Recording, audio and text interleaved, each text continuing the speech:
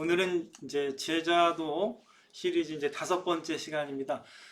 돌이켜 죽게 배우는 자라는 제목으로 말씀을 전하도록 하겠습니다. 20절을 이제 보시면은 예수께서 이제 권능을 가장 많이 행하신 그 고을들이 있는데 그 고을들이 이제 회개하지 아니하였기 때문에 예수님께서 이제 책망을 하십니다. 예수님께서 그곳에서 이제 자신을 나타내시고 말씀을 전하시고 또 하나님의 권능을 이제 드러내셨는데 사람들이 이제 예수님을 영접하지 않은 것이죠. 또 회개하지 않았던 것입니다. 그래서 예수님께서 이제 책망을 하시는 그 말씀이 20절부터 24절까지 쭉 나타나 있습니다. 그리고 이제 25절부터 약간 다른 말씀이 좀 나타나는 것 같긴 보이지만 사실은 이제 20절에서 30절까지 다 연결이 돼야 됩니다. 그래야 이제 주님께서 우리에게 전하시고자 하는 그 메시지를 이해할 수가 있는데 25절에 보니까 그때에 이렇게 말씀하세요. 그러니까 책망을 하시고 나서 이런 뜻입니다. 책망을 하시고 나서 그때에 25절 이제 25절을 잠깐 보여드릴게요. 25절 그때에 예수께서 대답하여 이르시되 이제 천지의 주제이신 아버지여 이것을 지혜롭고 슬기 있는 자들에게는 숨기시고 어린아이들에게는 나타내심을 감사하나이다. 이렇게 이제 말씀을 하시는 거예요.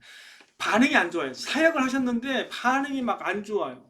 예수님의 권능을 나타내셨음에도 불구하고 사람들이 영접하지 않고 회개하지 않았거든요. 이제 그때에 근데 오히려 감사합니다. 예수님께서 그때에 이게 하나님의 뜻이다 하면서 감사해요. 그러니까 이제 좀 우리 생각할 때는 막 사람들이 막 나와야 되는데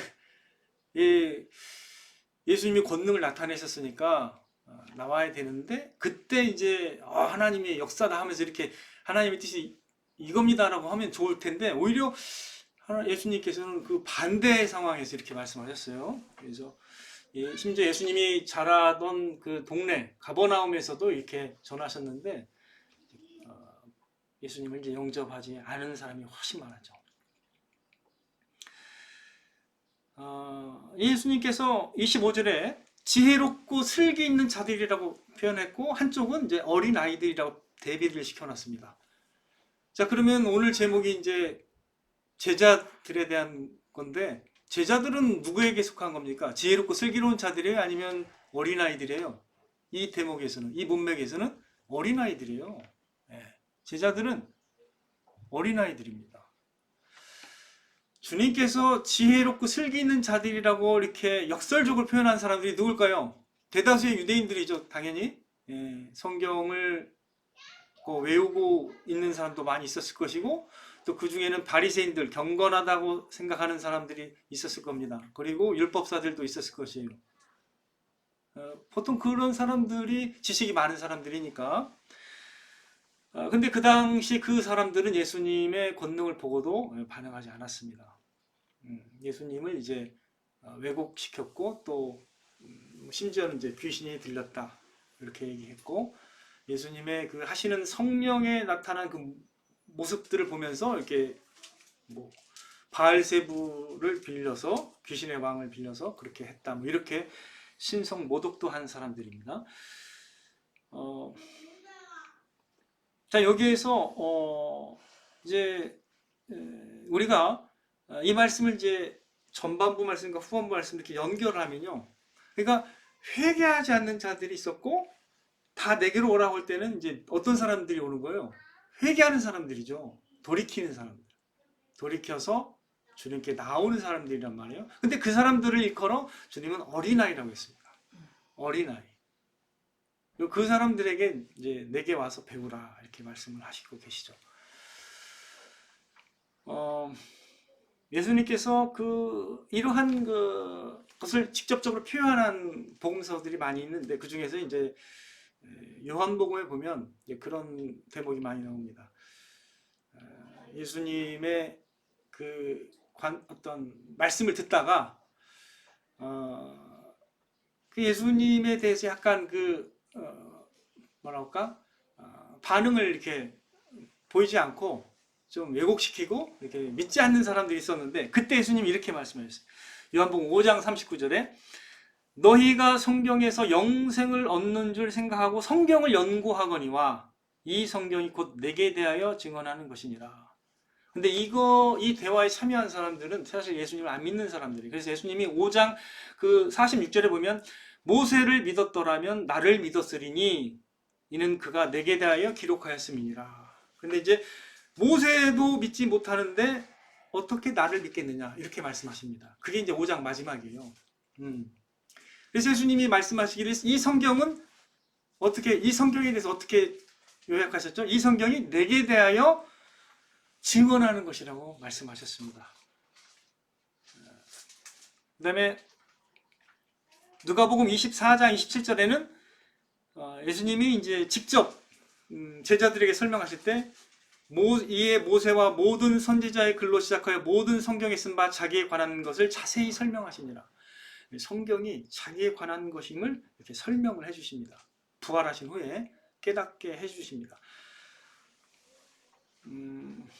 그 예수님 당시에 성경에 대해서 알고 있고 나는 아브라함의 자손이라고 자부하는 사람들이 사실은 그때 슬기롭고 지혜로운 자들이에요. 예수님이 이렇게 언급한 자기가 스스로 지혜롭고 진리의 길을 알고 있다고 생각하는 사람들, 스스로 또 의롭다고 하는 사람들은 사실은 예수님을 깨닫지를 못하는 거예요. 그래서 예수님이 어떻게 뭘 감사했죠?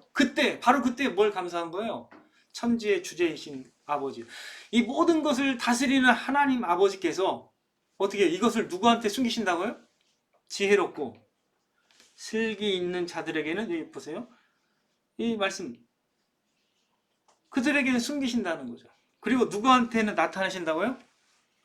어린아이들에게 나타내심을 기뻐하나요. 그러니까 예수님을 사실 따르는 사람들이 누구예요? 그 사람들은 도대체 누군가? 자기가 죄인임을 깨닫고 자기가 부족하다는 걸 깨닫는 사람들이에요. 회개하는 심령을 가진 사람들입니다. 그 사람들이 주님께 나오는 거예요. 이게 바로 하나님이 구원을 이루어 나가시는 방식이죠. 하나님의 은혜가 흐르는 방식입니다. 심령이 상하지 않은 사람은 나오질 않아요. 나오질 않습니다. 결코. 그래서 제자가 사실은 왜 되느냐? 제가 밖에서 잠깐 주일학교 이렇게 우리 부장님이 말씀하시는 걸 들었는데 이런 걸 비슷하게 말씀하시는 것 같더라고요. 보니까 설교가 비슷해요. 보니까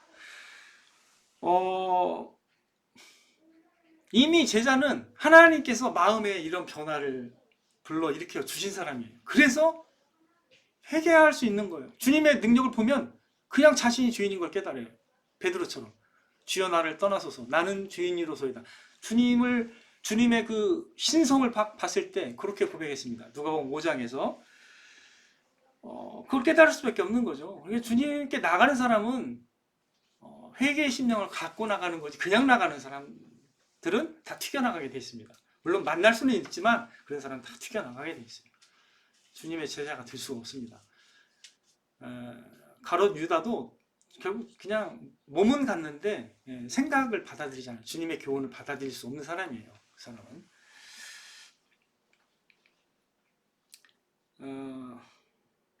그래서 이 대목은 결국 놀라운 하나님의 그 구원하시는 방식도 드러나면서 하나님이 어떤 사람들을 제자로 부르시는가, 이거를 우리가 이해할 수가 있는 것이고, 만약에 우리가 제자라면 주님을 즐거이 배우려고 하는 마음이 생기는 거예요. 누가 막 배우라고 막 강요를 해서 배울 마음이 생기는 게 아닙니다. 이거는 그냥 주님을 이해하고 깨닫는 사람은 당연히 주님께 기꺼이 나와서 주님을 배우기를 원하는 거죠. 자, 우리가 이제 이걸 한번 정리해 보죠. 자, 제자는 누구인가를 이렇게 한번 얘기해 보고 싶어요. 제자는 주님이 분류하시기를 어린아이 같은 사람들이에요. 어린아이. 달리 표현하면 회개하는 심령을 가진 사람들이라는 거예요. 그 사람들이 제자예요. 그런 사람이 주님의 멍에를 메고 주님을 배우는 사람이라는 거예요. 자, 그러면 주님의 멍에를 맨다라는 의미는 뭘까요? 이게 제자의 표지인데 멍에를 뭐 여러 가지로 해석할 수도 있겠지만 이렇게 해석하면 더 좋아요. 그러니까 간편하게 그리스도의 통치와 주재권, 주님의 다스리심에 대해서 기꺼이 그냥 받아들이는 사람들이 제자예요. 뭐 주님의 멍에를 딱 우리가 멍에가 뭔지 알잖아요. 소의 멍에를 메고 이렇게 일을 하잖아요. 주님의 인도하심과 주재권과 다스림을 제가 세 번째 시간인지 두 번째 시간인지 말씀을 드렸죠. 그죠? 그리스도의 주재권에 대해서 말씀을 드렸습니다. 그게 표지가 주님의 멍에로 나타나는 거예요. 예. 주님의 멍에를 메는 사람들이 누구인가? 그리스도의 주재권을 인정하는 사람들이에요. 예. 그래서 그 멍에를 메고 내게 와서 배우라고 주님이 우리를 초청하고 계시는 겁니다. 자, 우리가 이제 성경을 우리는 다 완성된 성경을 손에 쥐고 있습니다. 예수님 당시에 산 사람들은 아니지만 그렇지만 주님은 동일하게 우리를 그 당시 제자들을 부르신 것처럼 우리를 초청하고 계시는데 그럼 우리는 초청을 받으면서 어떻게 주님을 배워나가야 되나요? 어떻게 주님을 배울 수 있을까요? 나의 멍에를 메고 내게 배우라고 말씀을 하고 계시는데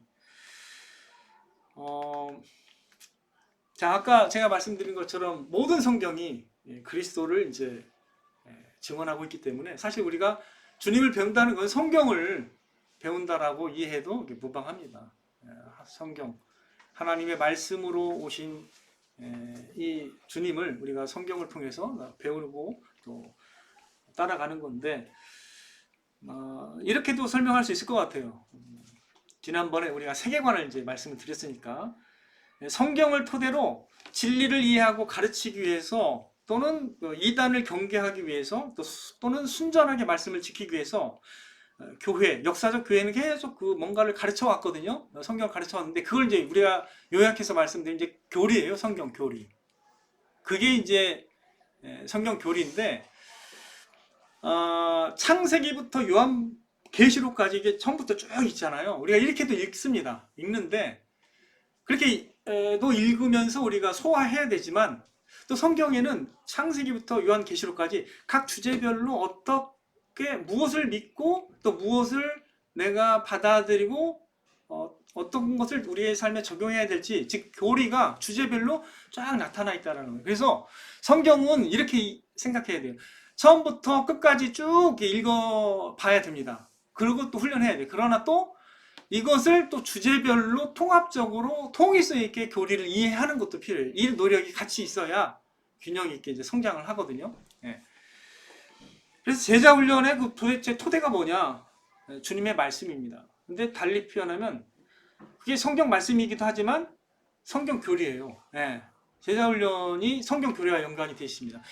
많은 사람들이 제자 훈련이 막 액션만 생각하거든요. 액션만 제자 훈련인 줄 아는데 그렇지 않습니다. 하나님의 말씀의 그 교리가 먼저 토대가 돼서 교리가 적용이 되는 것이 같이 다 제자 훈련입니다. 자, 하나님의 말씀을 이제 다이아몬드로 비유할게요. 그러면 교리는 어떤 역할이냐면 하나님의 말씀을 다이아몬드로 비유한다면 이 다이아몬드를 특성과 가치를 설명하고 이 진열장에 잘 진영해서 놓는 게 교리예요. 그러니까 교리는 어떤 이해를 시키고 또 그걸 잘 어떤 깨닫도록 하는 겁니다. 물론 이제 이걸 깨닫도록 하는 것은 성령이십니다. 예, 성령께서 그래서 고린도전서 2장 우리가 보면 2장 10절에 12절에 보면은 이제 특별히 12절에 보면 우리가 세상의 영을 받지 아니하고 하나님께로 온 영을 받았으니 어떻게 해요? 우리가 하나님께서 우리에게 은혜로 주신 것들을 알게 하려 하심이라 나오죠. 하나님께서 우리에게 은혜로 주신 이 모든 것들을 이해하는 데는 하나님의 성령이 역사하시는 것이죠. 그래서 이제 우리가 이 교리에 대해서 교리를 배운다는 것과 이 제자 훈련 이게 사실 관계가 있다는 걸 여러분들이 이해하셔야 됩니다. 그래서 이제 교리는 역사적으로 이렇게 막 그 주제별 큰 주제가 있어요. 이걸 좀 여러분들이 이해하시면 좋은데 첫 번째가 뭐냐면 하나님이 누구신가? 즉 하나님이에요. 하나님. 이제 신학 우리 배울 때는 이제 그걸 이제 신론이라고 하는데 일단 그냥 하나님이 누구신가요? 일단 요걸 배우고 하나님입니다. 두 번째가 이제 인간의 생태예요. 인간론이라고도 하는데 인간에 대해서 배워요. 하나님, 그리고 하나님이 창조하신 인간, 그리고 하나님이 하신 일이 뭐냐. 그래서 이제 기독론이라고도 하는데 하나님이 하신 일을 배우고, 그 다음에 어떻게 구원에 이르느냐. 구원론, 구원에 관한 것, 구원론을 배우고, 그 다음에 구원받은 사람이 어떤 생활을 하나, 교회에서 어떻게, 또 교회란 무엇이고 그리스도인이 어떻게 살아가나, 이게 이제 교회론이에요. 그래서 쉽게 말하면 이제 교리를 이렇게 크게 주제별로 역사적으로 이렇게 가르쳐 왔습니다. 이게 이제 신앙 교육서에는 다 이런 것들이 다 녹아 있는 거예요. 그래서 교리, 성경 교리로 우리가 잘 이렇게 세분화돼서 이걸 잘 이해하는 것도 되게 중요한 것이죠. 주님을 배운다고 할 때 이런 측면으로도 우리가 연계를 해서 우리가 말씀을 드릴 수가 있습니다.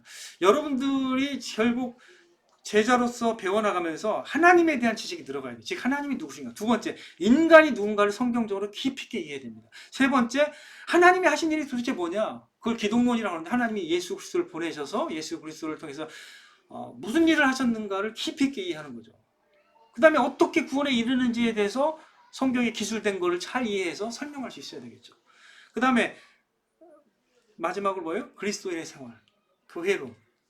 교회가 무엇이고 성도는, 그리스도인은 교회 안에서 어떻게 생활해야 되는가. 이거에 대해서 성경에서 말하는 바를 잘 이해하고 있어야 됩니다. 물론 더 세부적으로 할 수 있어요. 더 세부적으로도 우리가 충분히 할 수 있습니다. 근데 이러한 것들이 이제 결국 여러분들이 주님을 진짜 배워왔는지를 점검할 때 이런 내용들이 필요합니다. 근데 보통은 믿는다고 하는데 도대체 뭘 믿느냐고 딱 들어가면은 너무 막 엉성하기도 하고 잘 정리가 안 된 분들이 있어요. 그렇다면 이 삶에 반드시 드러나게 돼 있어요. 이게 연결이 돼 있습니다. 자신이 분명하게 믿고 받아들이는 것대로 원래 살게 돼 있어요, 사람은. 근데 이제 교리가 이제 막 아직 흐트러져 있어가지고 자기가 뭘 믿고 있는지 잘 모르는 분들도 많이 있어요. 교회 다니긴 하는데, 오랫동안 다니는데. 그래서 이게 뭐 작은 일은 아니에요. 여러분들이 이거에 굉장히 중요함을 이해하셔야 됩니다. 자, 예를 들어 볼게요. 여러분이 하나님이 누구신지를 믿고 있다면 하나님이 어떻게 계시됐는지 성경을 통해서 이해해야 됩니다. 창세기 17장 1절에 하나님께서 아브라함에게 나타나실 때 하나님은 어떻게 자신을 소개하셨죠? 나는 뭘로 소개하셨죠? 나는 전능한 하나님입니다. 전능한 하나님이라고 말씀을 하셨습니다. 근데 이제 좀 더 가면 이제 출애굽기 3장에 가니까 이제 모세가 이제 하나님을 만나는 장면이 나오는데 그때 하나님이 어떻게 자신을 소개하죠? 나는 13장 14절에 나는 스스로 있는 자라. 내가 어떻게 우리 백성에게 가서 하나님이 어떤 분이 나를 보냈다라고 말할까요? 이렇게 하니까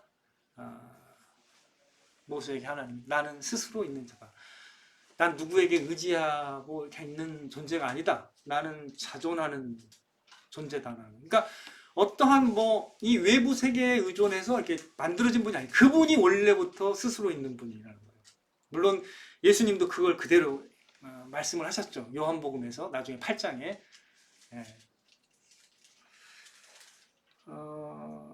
그 다음에 출애굽기 3장 15절에 가니까 하나님이 이렇게 소개합니다. 나는 아브라함의 하나님이요 이삭의 하나님이요 야곱의 하나님이라고 구체적 이름을 거론하면서 하나님이 아브라함의 하나님이요 그 다음에 이삭의 하나님이요 야곱의 하나님이라고 그 칭호를 주셨습니다. 이거는 굉장히 중요한 거죠. 하나님이 언약을 맺은 아브라함의 하나님이 되시겠다라고 먼저 말씀하신 그걸 그대로 사용하고 계시죠.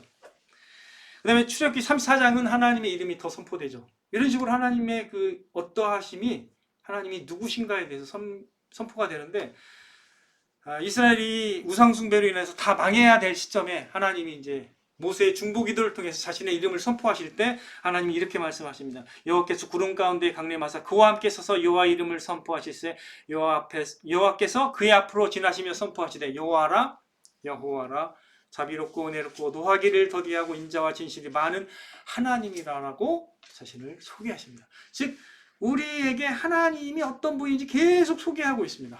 점층적으로 계속 하나님은 어떤 분이냐, 나는 어떤 분이라는 걸 계속 소개합니다. 이게 뭐 구약 내내 계속되는 거죠.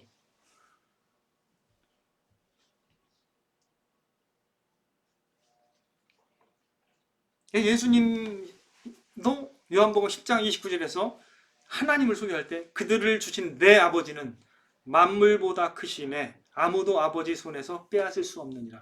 만물보다 크신 분을 소개하고 있고, 오늘 본문 말씀에서도 천지의 주제이신 아버지라고 소개하고 있습니다.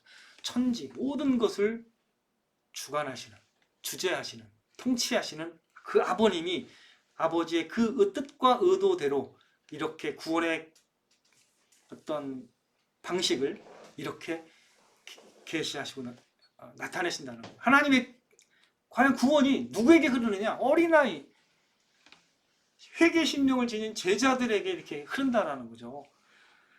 그래서 이제 제자들은 이러한 그 가르침을 이해하게 되는 거죠. 성령의 조명하심을 통해서 깨닫게 되는 거예요. 하나님의 말씀들을 차곡차곡 이제 깨닫게 되는 것이죠. 물론 예수님과 함께 하면서도 예수님의 제자들이 예수님이 진짜 누구신지를 깨닫지 못하는 경우도 있어요. 요한복음 14장 9절에 보면 이제 빌립이 이렇게 아버지를 보여달라고 하죠. 아버지를 보여주시면 내가 족하겠나이다. 이미 아버지를 보았거든요. 예, 그죠? 예수님이잖아요. 근데 그래서 예수님 이렇게 말씀하세요. 빌립아, 내가 이렇게 오래 너희와 함께 있으되 네가 나를 알지 못하느냐? 나를 본 자는 아버지를 보았거늘 어찌하여 아버지를 보이라 하느냐? 이렇게 말씀하신다는 거죠. 자, 여러분들은 이러한 이렇게 말씀하시는 예수님을 이렇게 이해가 돼요? 예수님이 어떤 분인지? 보이지 아니하는 하나님이 나타내신 바 된 분이 예수님이라는 거예요. 요한복음 1장 18절. 본래 하나님을 본 사람이 없으되 아버지 품속에 있는 독생하신 하나님이 나타내셨느니라. 이게 기독론입니다. 그러니까 이런 것들을 완전히 믿어야 되는 거예요. 그러니까 믿어야만이 여러분들이 능력을 발휘하는 거죠. 제자로서의. 하나님이 어떤 분이신가? 사실 우리가 뭐 말씀을 나눌 수 있는 게 많이 있어요. 뿐만 아니라 구약뿐만 아니라 신약의 많은 구절들이 하나님이 어떤 분이신가에 대해서 많이 계시하고 있는데, 특별히 이제 요한복음 10장 30절 한 구절만 한번 얘기해 볼게요. 나와 아버지는 하나이니라. 이렇게 말씀해요. 나와 아버지는 하나이니라. 이렇게 말씀해요. 이 말씀 때문에 유대인들이 이제 예수님을 신성 모독이라고 생각해서 안식일 날 이제 이렇게 말씀을 하시니까 이제 죽이려고 했습니다. 그러니까 이게 이제 결국 중요한 교리가 된 거예요. 하나님이 누구신가에 대한. 예수님은 하나님이신 분이 오신 거예요. 그의 아들이시지만, 물론 삼위로 존재하고 계시지만 예수님의 그 신성에 대해서 우리가 올바로 이해해야 되는 것이죠.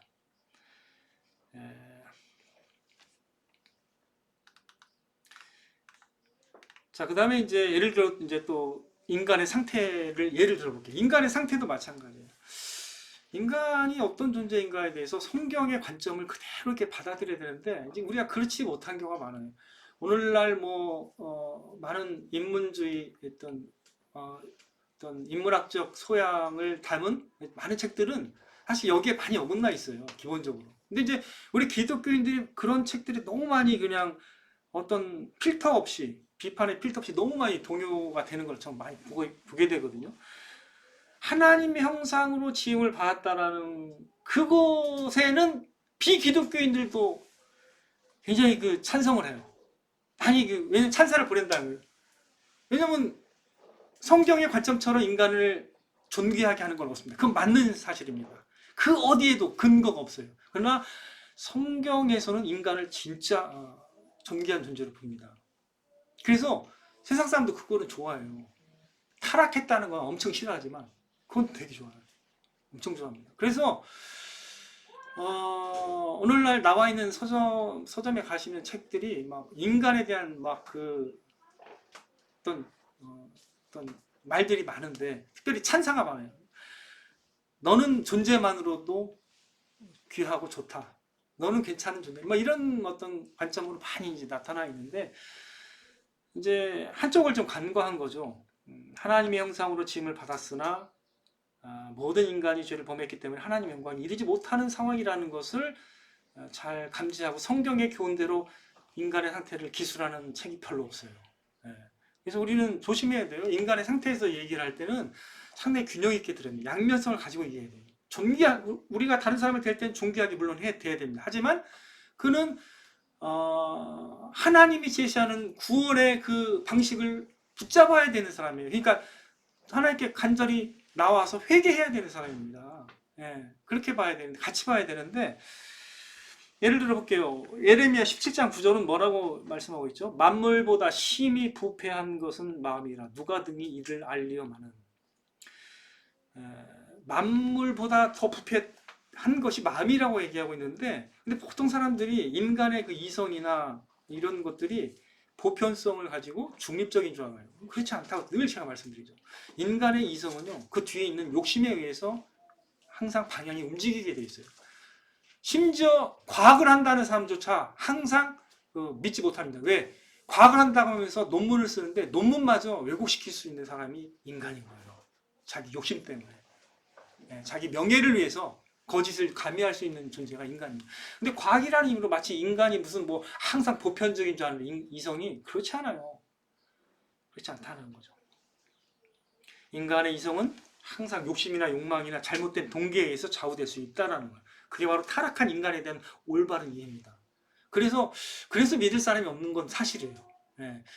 물론 기독교인이 누군가를 이렇게 어떤 신뢰해주고 이런 거 뭐 있어야 됩니다. 당연히 있어요. 그렇지만 마치 하나님을 믿듯이 이렇게 사람을 신뢰하는 건 아니잖아요. 우리가 알잖아요. 연약함을. 그래서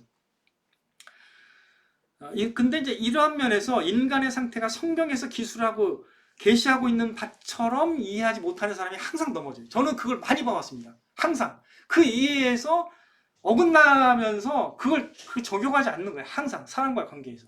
그러니까 항상 보면 사람을 너무 의지하거나 또 사람을 숭배해요. 막 끌려다니고 그렇게 되는 거예요. 사람에 대한 이해가 없으면요, 결국은 무너지게 돼 있어요. 나중에 성경적인 해석을 못하면은 나중에 거기에서 이제 좌절되게 돼 있습니다. 그래서 이 교리 중요하다는 거죠. 하나님이 하신 일, 기독론도 마찬가지죠. 무슨 일을 하셨는지 정확하게 이해해야 되는 것이고, 그 깊이가 더해져야 되는 것이고, 하나님의 하신 일이 얼마나 은혜롭고 하나님의 놀라운 그 영광이 드러나 있는지를 깨달아야 되는 거죠. 우리가 어떻게 구원에 이르는가? 구원론도 마찬가지입니다. 구원이 어떻게 되는지, 하나님의 놀라운 지혜에서 어떻게 은혜의 방식으로 사람들을 이끌어서 구원받게 하시는지, 그리고 우리의 인간의 책임은 그래도 무엇인가, 이해를 하는 거죠. 그리스도인의 삶도 마찬가지죠. 그리스도의 삶이 마땅히 이렇게 아름답게 열매가 맺어져야 된다, 이런 걸 이해하는 거죠. 물론 인간의 연약함도 이해합니다. 하지만 그런 방식으로 서서히 나아가고 하나님의 은혜와 성령으로 인해서 그렇게 변화될 수 있다는 것을 이제 깨닫게 되는 것이죠. 하나님께서 그래서 우리에게 이제 이러한 그 그리스도인의 삶으로서, 제자로서 어떻게 살아가야 되느냐, 사실 이걸 위해서 하나님께 성경을 주신 건데, 디모데후서 3장 16절 모든 성경은 하나님의 감동으로 된 것으로 교훈과 책망과 바르게 함과 의로 교육하기에 유익하다고 했습니다. 골로새 1장 28절 사도 바울의 그 목적이 뭐예요? 모든 지혜로 가르치고 그 사람들 그리스도 안에서 완전한 자로 세우려고 이렇게 노력한다고 했죠. 그리스도인의 삶, 이게 이제 결국 굉장히 큰 어떤 주제고, 이거에 대한 그 말씀들이 상당히 많죠, 사실은. 제자도를 다룬다는 건 사실은 지역적으로는 이거를 다루는 거예요. 그리스도인이 어떤 삶을 살아야 되느냐, 교회론을 다루는 거예요, 사실은. 그다음에 이제 뭐 이렇게 교리로 이렇게 딱 이렇게 역사적으로 이렇게 구분된 건 아니지만, 삶의 목적과, 가장 중요한 삶의 목적과 의미에 대해서도 성경은 분명하게 기술하고 있습니다. 우리의 삶의 기초가 뭐고, 또 무엇을 향해 나아가야 될지, 그리고 진정한 삶의 목적이 무엇인지, 최고의 목적이 뭔지 이런 걸 다 사실 성경은 기술하고 있습니다. 이걸 뭐 하나하나 다 말씀드릴 수는 없지만 하나만 제가 말씀드리면 제가 이 말씀을 통해서 이렇게 살아야 된다는 걸 강렬하게 느낀 말씀 제가 늘 많이 나눴기 때문에 한 번 더 나누죠. 요한복음 6장 57절입니다. 저는 요한복음 6장 57절 한번 찾아볼게요. 많이 찾아봤기 때문에 이제 아실 거예요.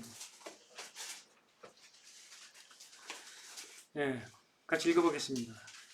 시작. 살아계신 아버지께서 나를 보내심에 내가 아버지로 말미암아 사는 것 같이 나를 먹는 그 사람도 나로 말미암아 살리라.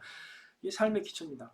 목적도 물론 이제 예수님을 기준으로 항상 예수님이 기준인데 예수님이 아버지로 말미암아 산다라고 고백을 해요. 우리도 마찬가지예요. 우리도 예수님의 생명을 먹고 사는 사람들인데 예수님의 살과 피를 먹은 사람들인데 그 사람은 어떻게 해요? 주님 안에서 주님으로 말미암아 주님을 위해서 살아야 되는 거죠. 예. 제자가 사실 제자는 본질이 예수님께 속한 사람이에요. belong to Jesus예요. belong to. 로마서 1장 6절에 의하면 너희도 예수 그리스도의 것으로 부르심을 받았다라고 얘기하고 있죠. 예수님의 것입니다. 예수님의 통치를 받는 사람. 그래서 주님의 멍에를 매라는 건 주님의 통치를 받는 사람을 의미하는 거고 그런 사람은 즐거이 주님을 배우게 된다는 거예요. 그래서 우리가 뭐 잘 배우고 있습니다. 물론 우리가 배우지 못하기 때문에 이런 말을 하는 게 아니에요. 그러나 우리가 정체성을 바르게 다시 한번 확인하기 위해서 얘기하는 겁니다. 자, 이제 좀 정리하면 좋을 것 같아요. 우리가 얼마나 주님을 배우는 일에 성장하고 있는지를 이렇게 만약에 평가해 보기를 원한다면 이런 방식도 좋을 것 같아요. 내가 얼마나 이 성경적 교리에 든든하게 서 있는가. 이렇게도 좀 바꿔서 이해해 보면 필요가 있어요. 이게 보통 뭉뚱그려지고 내가 신앙생활 몇 년 했어. 이걸로 막 퉁치려고 하면 안 돼요. 진짜 성경을 얼마나 내가 알아서 주님을 얼마나 배웠느냐. 신론. 제가 말씀드렸죠. 하나님을 얼마나 알고 있고 뭐 이런 교리들을 차곡차곡 교리가 풍성하게 내 안에 막 담겨져 있어야 돼요. 하나님의 말씀이. 그래야 그게 주님을 배운 사람의 결과죠. 제가 왜 이렇게 이 교리와 연결을 하냐면 사실 지난주에 제가 세계관을 말씀드렸잖아요. 사실 그게 사실은 더 그 적용에 가까운 말이에요. 사실은 교리가 든든히 세워지면 그게 이제 세상과의 어떤 관계 가운데 세계관으로 드러나는 거거든요. 교회 내부에서는 그냥 교리라고 말해도 돼요. 근데 그 교리가 이 세상 가운데 이제 그들의 언어로 표현되면 세계관이 되는 거예요. 무슨 말씀인지 이해되시죠? 같은 거예요. 근데 제가 이게 뒤늦게 다시 말씀드리는 거는 사실 이게 사실 더 먼저 우선순위 돼야 되지만 제가 뒤늦게 말씀을 드렸습니다. 세계관은 사실은 교리가 이제 구현화될 때 드러나게 되는 거예요. 교리조차 이게 들어있지 않은 사람이 어떻게 뭔 세계관을 갖겠어요? 갖고 있는 게 없는데 성경적 교리로 이제 무장이 된 사람만이 세계관이 든든하게 서게 되는 것이죠. 그래서 신앙 교육은 이걸 말하는 거예요. 제가 그래서 제자 훈련을 제가 세계관이라고 또 빗대기도 하고 이랬잖아요. 근데 통합적으로 말씀드리면 성경적 교리로 이게 성경적 교리로 든든히 서서 세계관으로 이렇게 확립이 돼야 돼요. 다른 세상과의 그 세계관 속에서 이게 자기의 세계관이 뭔지를 드러낼 정도로 이게 세계관으로 확립이 돼야 됩니다. 그래서 여러분들이 말씀의 사람이고 제자라는 건 결국 여러분들이 하나님의 말씀의 사람이고 주님의 말씀의 사람이 되는 건데 좀 객관적으로 좀 표현해서 그냥 교리의 사람이 돼야 돼요. 성경 교리의 사람. 그리고 그 교리의 사람이 되면 성경적 세계관의 사람이 되는 것이죠. 왜 그러겠어요? 세계관의 기초는 성경 말씀이기 때문에 성경 교리이기 때문이죠. 제가 은송이 옷을 몇 달 전에 샀는데요. 코트를 하나 샀어요. 우리 집사람하고. 근데 이 코트가 이렇게 싸진 않아요. 근데 이 옷이 얼마 되지 않았는데도 실밥이 풀어지는 거예요. 처음부터 끝까지 다 풀렸어요. 내가 그런 옷을 처음 봤어요. 빠지지 않았거든요. 처음부터 끝까지 다 풀렸어. 그리고 어떻게 할 수가 없어서 맡겼는데 수선을 해왔어요. 수선을 해왔는데 이게 느껴지는 거야. 이거 항상 느끼는 게 뭐냐면 옷은 그 실밥이 안 풀려야 좋은 옷이거든요. 그죠? 디테일에서 좀 좀 차이가 나는 건데, 이게 좀 좋은 옷인 줄 알았는데 결국 이게 십밥이 다 풀리는 거예요. 나 그렇게 빨리 풀리는 건 처음 봤어요. 그래도 그나마 그게 좀 비싼 옷이었거든요. 얘들 위해서 산 것 중에서는. 근데 이게 싹 다 풀려버리니까 깜짝 놀랐어요. 우리가 이제 이러한 디테일의 중요성을 알고 있는 사람들입니다. 특별히 업무에서, 이 세상의 일에서 디테일의 차이를 다 알고 있잖아요. 이게 준비가 안 되면 쓰임받지 못하거든요. 다 알잖아요. 그죠? 네. 또 다른 예를 한번 들어볼게요. 우리가 이제, 제가 이제 수학을 사실 좋아하는데, 영문과 나와서 수학을 좋아해요. 근데 수학 과외를 제가 많이 했는데, 수학을 풀지 못하는 경우가 딱 두 개 있습니다. 두 가지로 봐야 돼요. 쉽게 말씀드리면. 한번 여러분 자녀들 잘 생각해 보세요. 수학을 문제를 풀지 못하는 경우 첫 번째, 문제를 이해하지 못하기 때문입니다. 이해한 줄 아는데 아니요. 이해 자체를 못한 거예요. 자, 무슨 말이냐? 문제가 서술이 됩니다. 근데 서술되면서 조건이 딱 등장해요. 뭐가 뭐뭐이고 뭐가 뭐뭐일 때 뭐뭐를 구하라. 이 내용을 이해를 못해요. 무슨 말인지 이해되시죠? 문장이 서술될 때 이미 답이 다 나와 있어야 되거든요. 아는 사람은. 이 서술이 무엇을 의미하는지 다 알아요. 아는 사람은. 근데 그 문제를 이해를 못하기 때문에 아무 생각이 안 나요. 할 수가 없어. 하나만 또 생각나, 거기서. 안 되는 거죠. 어떤 문제는요, 몇 개가 필요하거든요. 몇 단계가 필요한 공식이 있어요. 근데 그걸 다 이제 생각이 나야 되는데 안 나는 거죠. 일단 첫 번째는 일단은 문제를 이해하지 못한다는 거고, 두 번째가 뭐냐면 문제는 그래도 어느 정도 뭔 말인지는 이해해. 근데 결정적으로 그 문제를 풀 수 있는 그 공식이 생각이 안 나는 거죠. 무슨 말인지 이해되시죠? 자, 그렇다면 우리도 마찬가지예요. 똑같은 거예요. 우리의 실생활에서 하나님의 말씀이 적용돼야 된다라는 지점이 이 지점이라는 걸 알고 있는 사람은 적용합니다. 뭔 말인지 이해되시죠?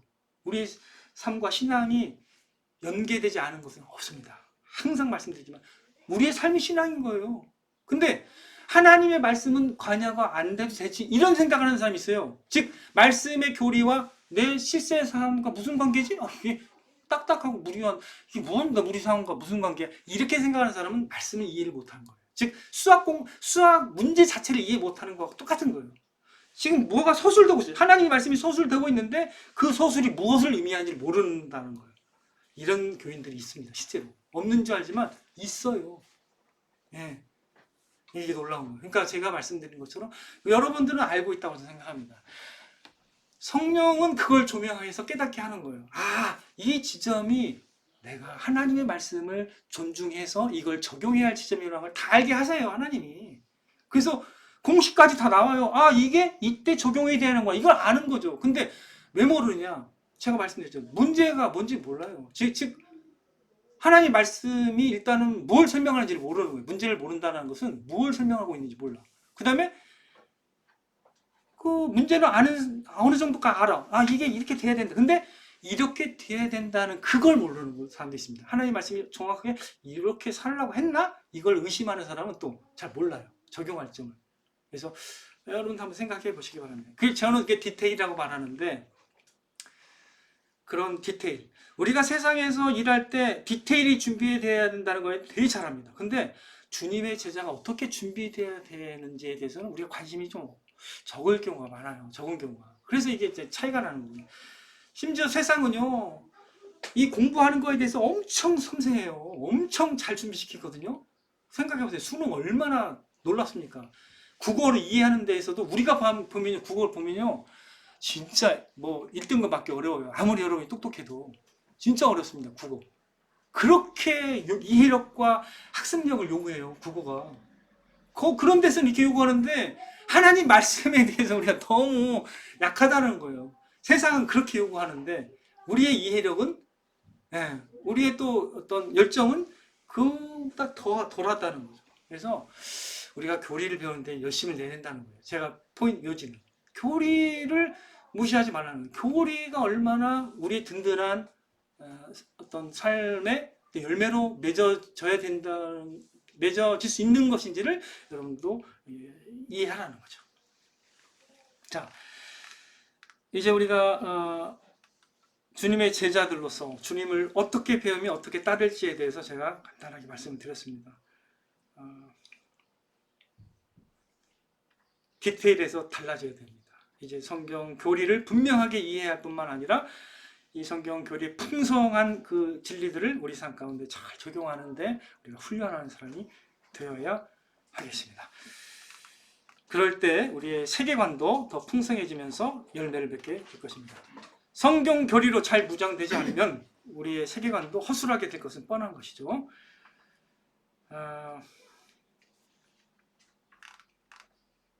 제자는 날마다 회개의 심령으로 주님께 배우는 자들입니다. 이러한 사람은 말씀을 기쁨으로 섭취하는 사람이 되겠습니다. 주님의 말씀으로 세움을 받으면서 성경의 교리의 디테일까지 잘 준비되도록 말씀을 즐거이 배우는 자로서 힘써 나가는 저와 여러분 되시기를 주님의 이름으로 축원을 드립니다.